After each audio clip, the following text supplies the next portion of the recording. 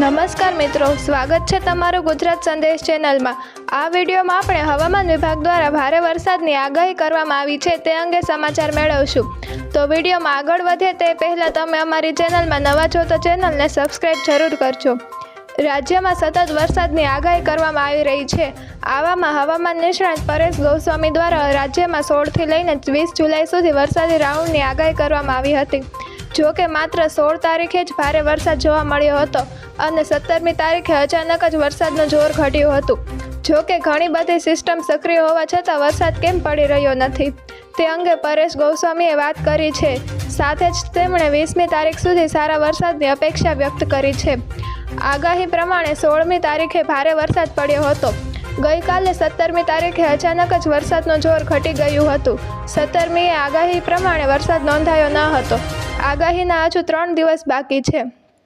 વરસાદની ગતિવિધિ અંગે તેમણે જણાવ્યું કે અત્યારે રાજ્ય પર એક સાયક્લોનિક સર્ક્યુલેશન સક્રિય છે। તમામ પરિબળોના આધારે જોવા જઈએ તો વરસાદ પડવો જોઈએ। આપણી પર ઘણી બધી સિસ્ટમ સક્રિય છે, છતાં પણ વરસાદ કેમ નથી પડી રહ્યો, આ એક સંશોધનનો વિષય છે। આગામી દિવસોમાં વરસાદની સ્થિતિ વિશે તેમણે જણાવ્યું કે બધા લક્ષણો બતાવે છે કે આ ભારેથી અતિભારે વરસાદ વરસવો જોઈએ, છતાં વરસાદ વરસ્યો નથી। હજુ 3 દિવસ બાકી છે। આ દરમિયાન શું થાય છે તેની પર ખાસ નજર રહેશે।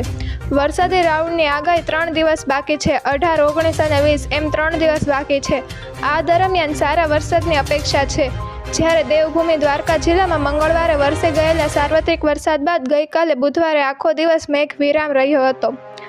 આજરોજ ગુરુવારે કલ્યાણપુર તાલુકામાં ચડતા પહોરે જોરદાર ઝાપટા વરસી તથા 4 મીમી પાણી પડી ગયું હતું, જ્યારે જિલ્લાના અન્ય ભાગોમાં વાતાવરણ ચોખ્ખું રહ્યું હતું।